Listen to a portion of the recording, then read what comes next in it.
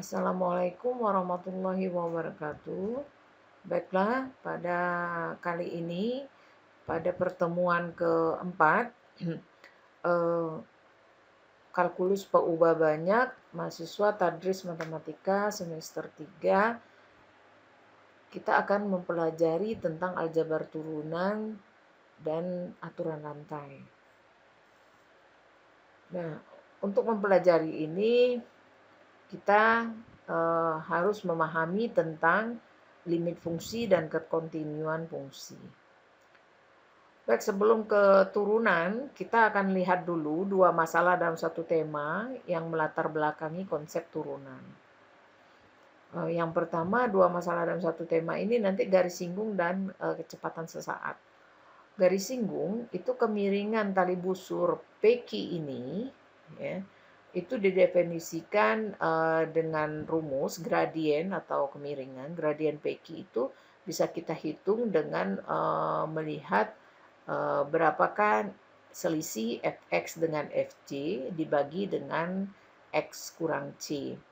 Nah, rumus ini diperkenalkan oleh Isaac Newton pada abad 17. Jika X mendekati C, maka tali busur PQ akan berubah menjadi garis singgung di titik P.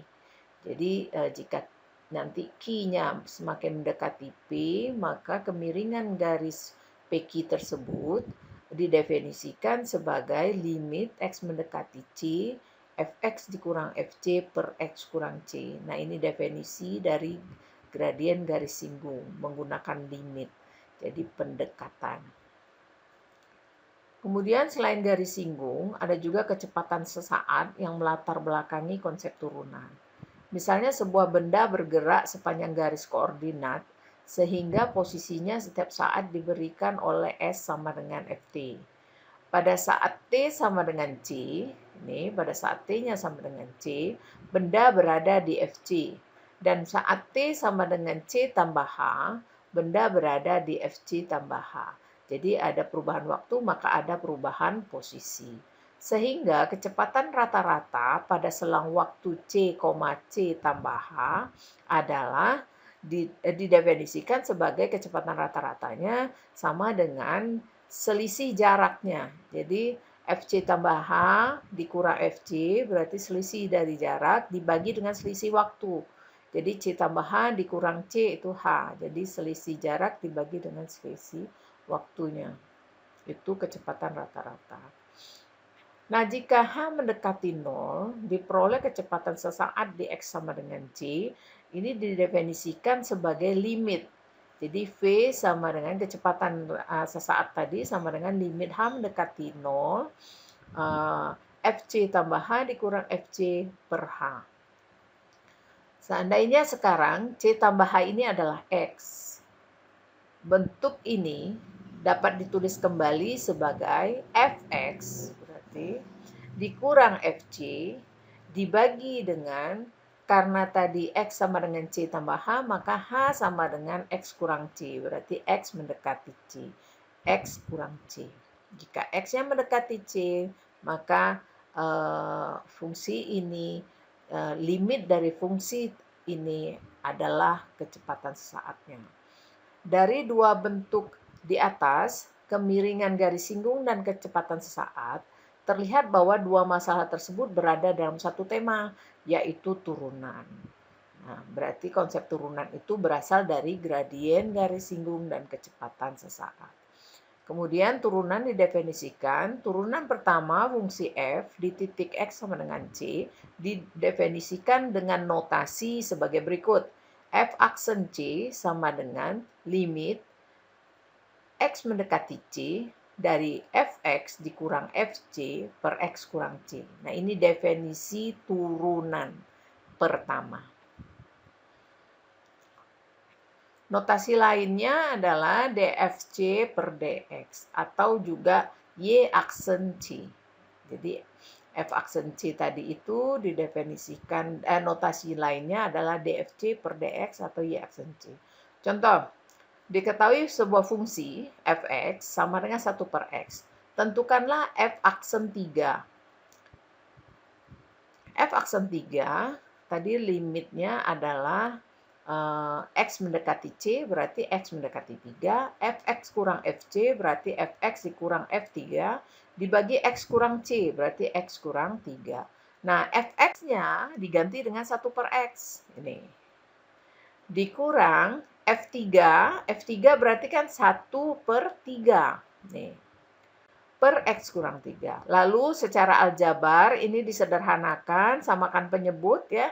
Jadi kalau disamakan penyebut berarti 1 kali 3, 3 dikurang 1 kali X, X. Maka dapatnya 3 kurang X. Per yang atasnya aja, per 3 kurang X per 3X. 3 kurang X per 3X. Nah ini X kurang 3 itu kan ada 1, X kurang 3 per 1 itu dibalik menjadi 1 per X kurang 3.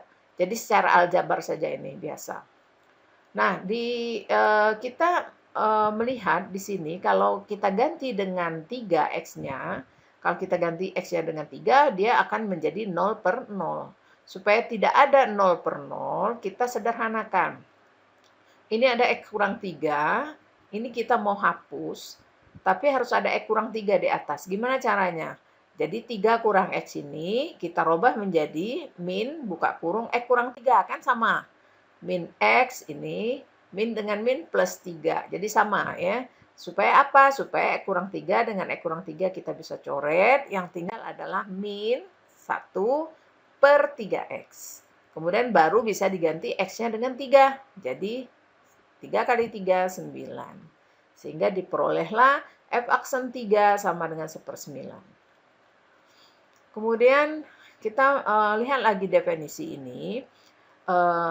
Ada turunan kiri dan ada turunan kanan. Kalau turunan kiri nanti sama dia dengan limit kiri ya. Jadi definisinya F aksen dari kiri untuk nilai C sama dengan limit X mendekati C dari kiri, Fx kurang Fc per X kurang C. Nah, untuk turunan kanan dari fungsi F di titik C, itu definisinya F aksen dari kanan untuk nilai C sama dengan limit X mendekati C dari kanan untuk fungsi Fx kurang Fc per X kurang C. Jadi ini sudah kita pelajari limit kiri dan limit kanan pada pertemuan sebelumnya. Jika limit ini ada, maka fungsi f itu dikatakan mempunyai turunan atau diferensiabel di C. Atau f aksen C-nya ada. Kapan diferensiabel atau kapan dia punya turunan? Apabila turunan kiri sama dengan turunan kanan. Nah, jika sama, maka turunan kiri sama dengan turunan kanan, sama juga dia dengan F aksen C. Apabila tidak sama, maka F dikatakan tidak mempunyai turunan di C. Contoh pertama, diketahui fungsi Fx sama dengan fungsinya X kuadrat kurang X tambah 3 untuk X kecil dari 1. Jika X-nya kecil dari 1 atau X didekati dari kiri, kita menggunakan fungsi yang X kuadrat kurang X tambah 3. Fungsi Fx itu adalah 1 tambah 2 akar X apabila X-nya besar sama dengan 1. Atau misalnya X didekati dari kanan oleh 1. Selidiki apakah Fx diferensiabel di X sama dengan 1. Jika ya, tentukan F aksen 1. Nah, kita lihat dulu turunan kiri. Ya, F aksen 1 dari kiri. Tadi rumusnya adalah limit Fx kurang Fc per X kurang C. Nah, kita lihat dari kiri, ini 1 pangkat min artinya limit kiri ya. Limit kiri. Fx kurang F1 per X kurang 1. Kalau kiri berarti X-nya kecil dari 1. Maka kita lihat X kecil dari 1 fungsinya adalah X kuadrat kurang X tambah 3. Berarti Fx ini ditukar dengan X kuadrat kurang X tambah 3. Dikurang F1. F1 artinya ganti X kuadrat kurang X tambah 3 ini dengan setiap X-nya diganti dengan angka 1. Berarti kan 1 kuadrat dikurang 1 ditambah 3. Oh no, sorry. Salah. F1 ini kan ada 1 nih, sama dengan ya, ada sama dengan 1. Kalau ada sama dengan 1 berarti pakai yang ini, 1 ditambah 2 akar 1. Oke. Per X kurang 1. Kemudian kita teruskan, kita hitung yang di atas ini. 2 akar 1 kan 2, 3 kurang 2, 1, berarti kan kurang 1 lagi 0. Sehingga X kuadrat kurang X per X kurang 1. Lalu difaktorkan. X kuadrat kurang X itu X dikali X kurang 1 per X kurang 1. Ini dicoret, yang tinggal adalah X. X-nya diganti dengan 1, sehingga hasilnya 1. Kemudian turunan kanan dari 1, fx-nya diganti dengan yang ini, 1 tambah 2 akar X. Dikurang dengan F1 sama ya, ini. Kemudian dihitung, 1 tambah 2 akar X dikurang, 1 tambah 2 ini kan 3. 1 kurang 3 min 2 ini. Kemudian kita buka kurung, 2 di luar, maka di sini adalah akar X kurang 1. Ini, 2-nya di luar saja. X kurang 1 bisa kita cari dengan faktorkan akar X kurang 1 dikali akar X tambah 1. Hapus, maka tinggal di bawah akar X tambah 1. Ganti satunya di sini menjadi akar 1 tambah 1 kan 2. Di atasnya 2, berarti 2 bagi 2, 1. Karena turunan kiri sama dengan turunan kanan, maka F diferensiabel di X sama dengan 1. Dan berapa F aksen satunya? F aksen satunya adalah 1. Kemudian contoh kedua, fungsi fx sama dengan min x untuk x kecil dari 0, fungsinya adalah x untuk x besar sama dengan 0. Selidiki apakah f terdiferensialkan di x sama dengan 0. Kita lihat turunan kiri. Limit x didekati dari kiri, fx kurang f0 per x kurang 0. Kalau dari kiri berarti ambil yang min x. Min x dikurang f0. F0-nya berarti 0. Nih. X kurang 0. Ini berarti kan min 1 ya. Nih. Kemudian didekati dari kanan. Kalau dari kanan fx-nya yang mana? Yaitu x. Dikurang f0-nya. F0-nya ini ya. X sama dengan 0. Maka ganti 0 di sini. X kurang 0. X bagi X, 1. Nah, kita lihat turunan kiri tidak sama dengan turunan kanan. Sehingga dia tidak mempunyai turunan tidak diferensiabel di 0. Kemudian, tentukan konstanta A dan B agar fungsi fx berikut diferensiabel di X sama dengan 1. Fungsinya adalah X kuadrat tambah B untuk X kecil dari 1. Fungsi adalah AX untuk X besar sama dengan 1. Nah, kalau soal seperti ini, untuk mencari konstanta A dengan B, kita menggunakan, kita lihat dulu bahwa kalau disuruh menentukan koefisien, konstanta, diferensiabelnya ini sudah ketetapan, sehingga kita sudah mengasumsikan bahwa F-nya itu kontinu di X sama dengan 1 dan juga turunan kiri sama dengan turunan kanan di X sama dengan 1. Nah, untuk melihat yang A, kontinu di X sama dengan 1, ingat pelajaran yang lalu, kalau dia kontinu haruslah FA sama dengan limit kiri sama dengan limit kanan. Nah, kita lihat FA. A-nya 1, berarti F1 nih sama dengan limit kiri sama dengan limit kanan. F1-nya adalah A. Ya. F1-nya adalah A. Kenapa F1-nya A? Karena ini kan 1 nih sama dengan 1. Masukkan 1 ke sini. A kali 1 A. Sama dengan limit kiri. Limit kiri berarti X kecil dari 1 yang diambil X kuadrat tambah B. Limit kanan berarti yang ini ya, besar dari 1, AX. Lalu kita tukar dengan angka 1 semua. Berarti A sama dengan 1 kuadrat ditambah B, 1 tambah B, A kali 1 A. Diperoleh A sama dengan 1 tambah B sama dengan A, kita ambil salah satu saja. Maka dari sini kita lihat B sama dengan A kurang 1. Itu untuk yang A. Untuk yang B, kita lihat turunan kiri apakah sama dengan turunan kanan. Nah, turunan kiri itu kita gunakan rumus turunan, yaitu limit fx dikurang fc per x kurang c. Ya. Nah, ini sama dengan cara mengerjakan tadi. Fx untuk kiri itu gunakan yang tadi yang di atas, x kuadrat ditambah b dikurang a per x kurang 1. F1-nya kan A tadi. Nah, B-nya ganti dengan A kurang 1 yang diperoleh tadi. Maka didapatlah X tambah 1, ini dicoret. Ganti 1, X-nya jadi 2. Kemudian turunan kanan sama caranya, Fx-nya yang kanan diambil Ax, dikurang F1-nya adalah A per X kurang 1. Nah, diperoleh nilainya A. Nah, tadi kan definisinya turunan kiri harus sama dengan turunan kanan, sehingga 2 harus sama dengan A. Diperolehlah A sama dengan 2. Lalu tadi kan B adalah A kurang 1, berarti B-nya adalah 2 kurang 1.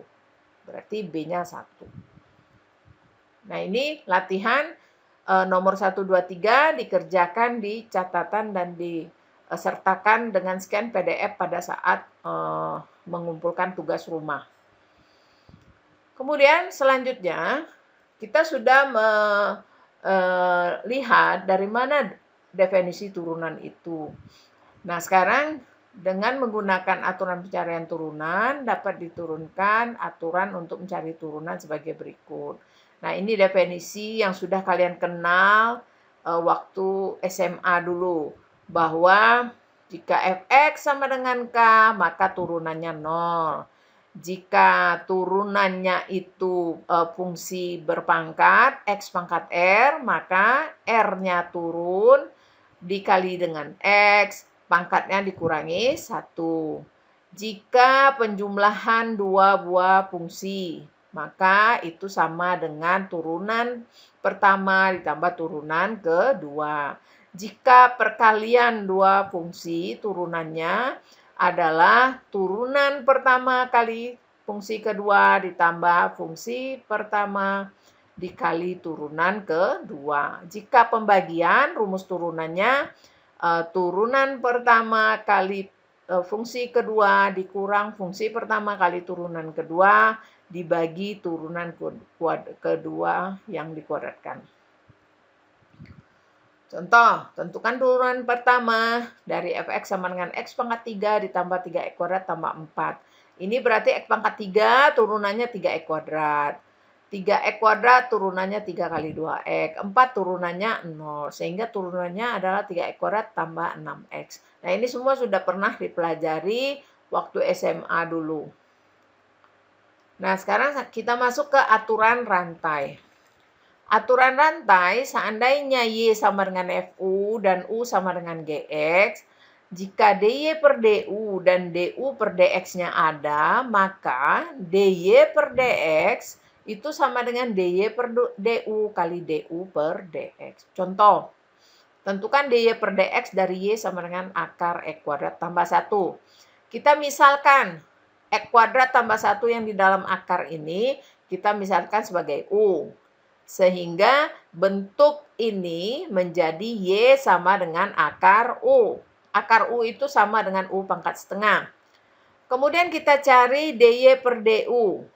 Y dengan U ini kita cari turunannya. Jadi DY per DU artinya menurunkan Y terhadap U. U pangkat setengah turunannya adalah setengah U pangkat min setengah atau 1/2 akar U. Kemudian kita cari DY per DX. Kemudian kita cari DU per DX. DU per DX ini menurunkan U terhadap X. Berarti turunan X kuadrat tambah 1 adalah 2X. Jadi DU per DX-nya adalah 2X. Kita lihat bahwa untuk mendapatkan DY per DX, rumusnya adalah DY per DU. Mana DY per DU-nya? 1/2 akar U dikali DU per DX. DU per DX-nya 2X. Nah, maka DY per DX adalah 1 kali 2X, 2X, 2 per 2 akar U. U-nya siapa tadi? U-nya akar X kuadrat tambah 1. Nah, ini latihan soal untuk aturan rantai. Semoga dapat dikerjakan dengan penjelasan pada video kali ini. Assalamualaikum warahmatullahi wabarakatuh.